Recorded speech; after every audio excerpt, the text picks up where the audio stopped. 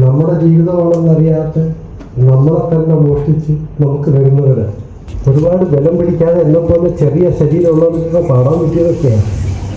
എൻ്റെ പഴയ കുറക്കമ്പിക്ക് വ്യക്തി ഒരുപാട് കഴിവുകളുണ്ട്. എന്തെങ്കിലുമൊക്കെ സംസാരിക്കാൻ ഏറ്റവും ബുദ്ധിമുട്ടുള്ള കാര്യം ഇതാ, പേടിയാണ്. എനിക്ക് പരിചയമില്ലാത്ത കാര്യവും കൂടെയാണിത്. എനിക്ക് പുസ്തകത്തോടുകൂടി ഇഷ്ടമുണ്ട്, എഴുത്തുകാരോട് വലിയ ആദരവാണ്. വളരെ അതിശയത്തോടെ നോക്കി നിൽക്കാറുള്ള എഴുത്തുകാരെയാണ്. കാരണം അവരാണ് നമ്മുടെ ജീവിതമാണെന്നറിയാത്ത നമ്മളെ തന്നെ മോഷ്ടിച്ച് നമുക്ക് തരുന്നവരാണ്.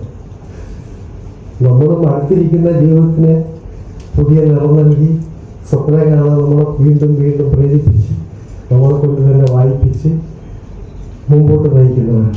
അപ്പോൾ അവരോട് എനിക്ക് വല്ലാത്തൊരു ആദരവുണ്ട്. എനിക്ക് ഈ ബിനുസാറിനെ അറിയാം, നേരത്തെ അറിയാം, കണ്ടിട്ടുണ്ടെങ്കിലും അങ്ങനെ കവിയാണെന്ന് എനിക്ക് അറിയില്ലായിരുന്നു.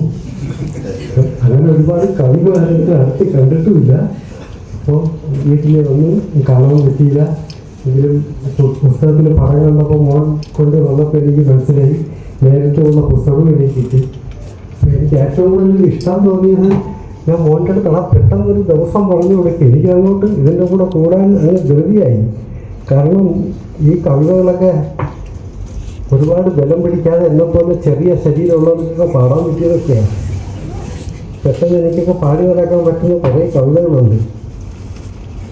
ഞാനാണ് പാവീരപ്പൻ, കാട് വിറയ്ക്കും കോലപ്പൻ, കാലിൽ ചെറിയൊരു വള്ളി തടഞ്ഞാൽ കീറി വിളിക്കും കുഞ്ഞപ്പൻ എന്നൊക്കെ പറഞ്ഞ് എൻ്റെ പഴയ കുറക്കമ്പിക്ക് വ്യക്തി ഒരുപാട് കവിതകളുണ്ട്. അപ്പോൾ ഞാനത് വളരെ സുഖമായിട്ട് ആസ്വദിക്കുകയൊക്കെ ചെയ്തു. പക്ഷെ ഒരുപാട് തലമുറയാതെ അതിൻ്റെ അർത്ഥമൊക്കെ കിട്ടും. അത് കൂടുതൽ കട്ടിയുള്ളതും ഉണ്ട്, ഇതിൽ ഇച്ചിരി ബുദ്ധിമുട്ടുള്ളതൊക്കെ ഉണ്ട്. നല്ല കവിതകളൊക്കെ എഴുതട്ടെ. ഒരുപാട് ബുദ്ധിമുട്ടില്ലാതെ കുഞ്ഞുണ്ണി മാഷെപ്പോലെ അത് അദ്ദേഹം പരാമർശിച്ച് പോകുന്നുണ്ട്.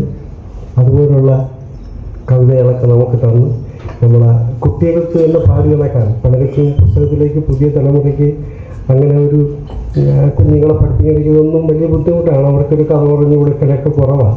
അപ്പോൾ കുട്ടികൾക്കും പാടാൻ പറ്റുന്ന, പാടി നടക്കാൻ പറ്റുന്ന കവിതകളിലൂടെ അവരെ കൂടുതൽ കട്ടിയുള്ള കാര്യങ്ങളിലേക്ക്, മലയാളത്തിലേക്ക് അവരെ അടുപ്പിക്കാൻ പറ്റുന്ന ഒരു പ്രവൃത്തി അദ്ദേഹത്തിന് കൈവശം വരട്ടെ എന്ന് ഞാൻ ആഗ്രഹിക്കുന്നു, ഞാൻ ആശംസിക്കുന്നു. ഈ ഉള്ളൂർ ബിനുസാറിൻ്റെ ഈ പുസ്തകം പ്രകാശനം ചെയ്യാൻ കഴിഞ്ഞതിലുള്ള സന്തോഷവും എനിക്ക് തന്ന സ്നേഹത്തിനും ഞാൻ നന്ദി പറഞ്ഞുകൊണ്ട് നിർത്തുന്നു.